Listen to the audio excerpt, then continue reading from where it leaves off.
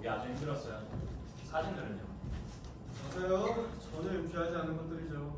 그리고 21번이나 찔렀다는 게 충격적이었어요. 대단하지 않아요? 그가 말했나요? 그러니까 그게 어땠는지 그 순간에 대해서요. 아니요. 앞으로도 그럴 것 같지는 않고.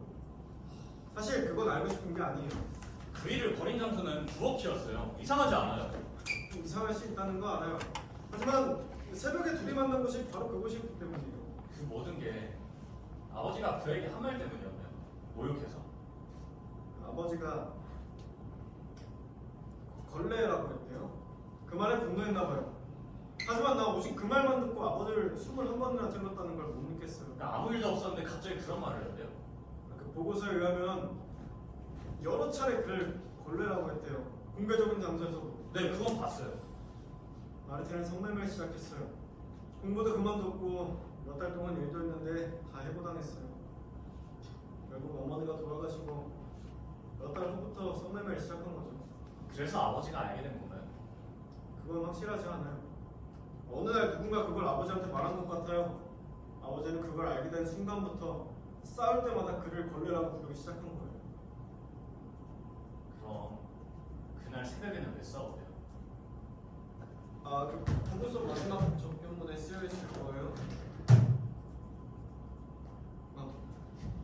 이거 한번 쭉 읽어봐요. 일요일이었어요. 마르틴이 새벽에 돌아왔을 때 아버지는 물을 마시려고 부엌에서 일어났던 모양이에요. 그리고 그가 아마도 이렇게 말했을 거예요. 넌 우유 한 잔도 못 가져오는 쓸모없는 놈이야. 마르틴이 몇 마디 했을 테고 아버지는 그에게 걸레라고 한 거예요. 그러자 마르틴이 포크를 쥐고 아버지를 21번이나 찌른 거죠. 그 보고서에 의하면 마르틴이 포크를 찌를 때 아버지가 무슨 말을 했대요. 알겠냐? 너는 우유 한 잔 가져올 능력도 없는 걸레 같은 새끼야. 진짜 그렇게 말했대요? 네. 사진 몇 장 봐요. 보여주면 좋겠다는 사진들이 있거든요. 그러니까 작가님 생각은 이걸 관객들한테 보여주자고요? 허락을 구해봐야죠.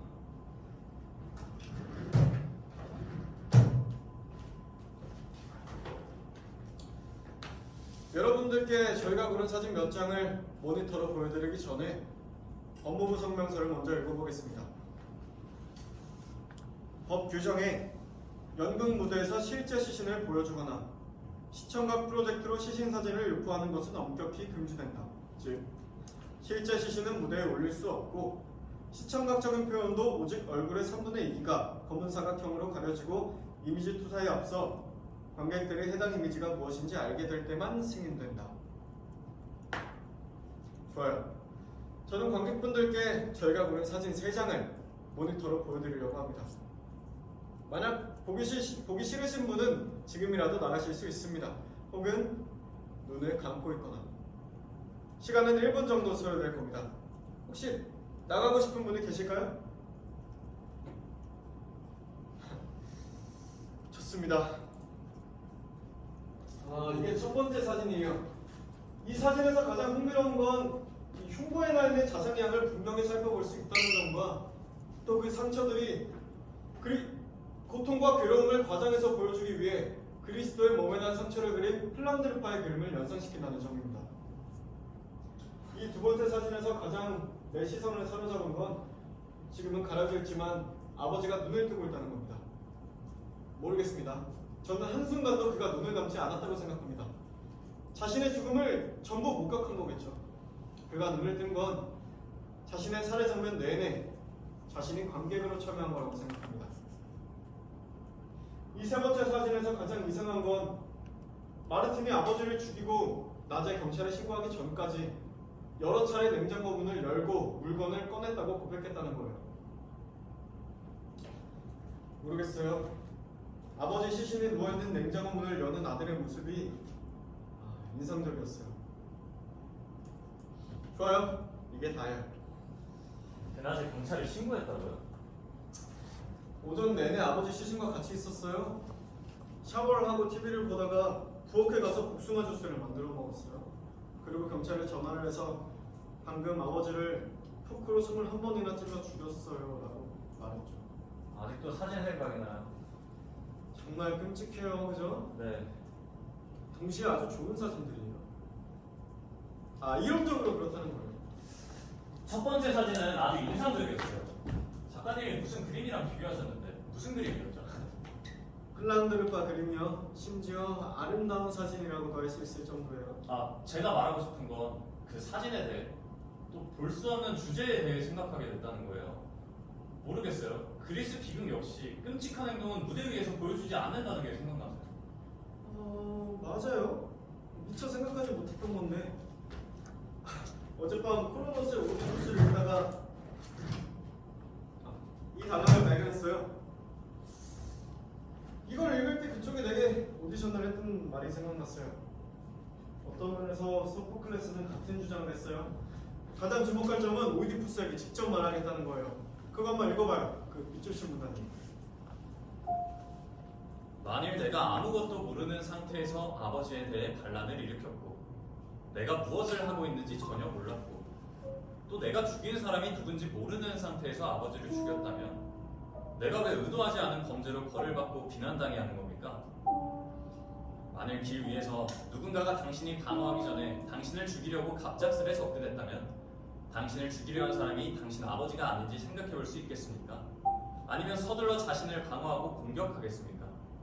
살아있다면 당신은 그자가 누군지 알아보려는 절망적인 상태에 빠지기보다는 그를 공격할 것입니다.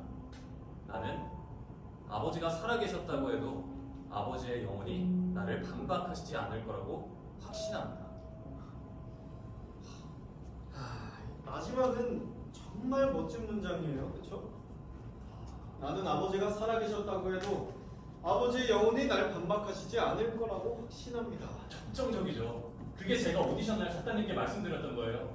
오이디푸스는 100% 존속살인 아니다. 맞아요. 하지만 소포클레스는 그쪽보다 훨씬 멋지게 말했어요. 왜 그러세요? 게다가 더 멀리까지 갔죠. 그가 말하는 건 우리 모두 우리가 모르는 사이에 조금씩 아버지를 죽인다는 거예요. 그럴 수도 있겠네요. 모르겠어요. 근데 가장 이상한 건 그의 경우가 아주 혼란스럽고 헷갈리는데도 항상 존속살해의 예로 여겨진다는 거예요. 맞아요. 명확하지 않은 것들도 있어요. 난 우리 모두에게 이런 일이 조금씩 일어난다고 믿어요. 우리 모두 오이디푸스처럼 모호한 패배를 가지고 있는 거죠. 조금 혼란스럽고 어두운 것. 이해할 수 없는 영역 같은 거요. 그 테베랜드 같은 거요. 어떤가요? 테베랜드요. 들었어요? 제목이 떠올랐어요. 무슨 제목? 이 작품 제목이요. 테베랜드요. 아, 테베랜드요? 5시가 다 됐네요. 네, 들어가 버려도 될 것 같아요. 먼저 가보겠습니다. 오늘 고생 많았어요. 감사해요. 조심히 들어가요.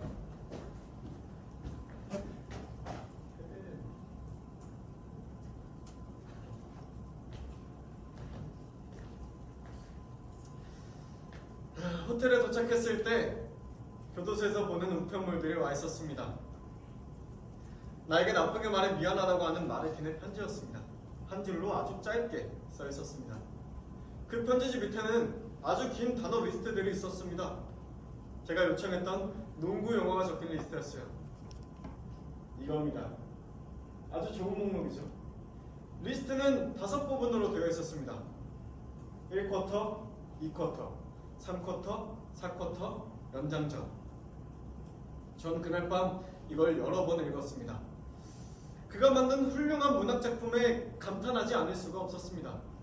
비록 그가 완성한 리스트에는 어떤 통사적인 걱정이나 문법적인 고민, 동사나 각 단어 사이에 어떤 연결사도 없었지만 그가 머릿속으로 그린 이미지를 언어적 방법으로 표현하는 문학작품을 완성했다는 건 명백한 사실입니다.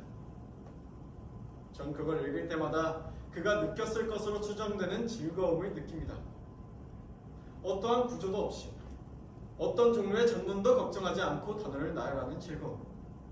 각 단어의 앞이나 뒤에 뭐가 있을지 궁금해하지 않고 글을 쓰는 즐거움. 리스트는 다음과 같습니다. 1쿼터, 농구, 게임, 점프볼, 선수권 대회, 경기, 대진, 경기 시간, 작전 타임, 점수, 2점, 3점, 무승부, 스로잉, 슛. 2쿼터, 팀, 감독, 선수, 포인트 가드, 슈팅 가드, 스몰 포워드, 파워 포워드, 센터, 주심, 부심, 득점, 기록원, 기술위원회, 방어, 공격, 동료, 경쟁 상대, 승자, 패자, 몸, 손, 팔, 팔꿈치, 어깨, 엉덩이, 허리, 무릎, 발. 3쿼터, 패스, 체스트 패스, 바운드 패스, 원핸드 패스, 언더핸드 패스, 비하인드 패스, 오버핸드 패스, 슛, 점프 슛, 자유투, 레이업 슛, 덩크 슛, 드리블, 드리블 컨트롤, 방어 드리블, 개인 방어, 혼합 방어, 압박. 4쿼터, 규칙, 위반, 반칙, 개인 반칙, 공격자 반칙, 테크니컬 반칙, 퇴장, 홀딩 반칙, 블로킹 반칙, 푸싱 반칙, 페널티, 징계, 베이스라인 스로잉, 자유투, 탈락, 실격.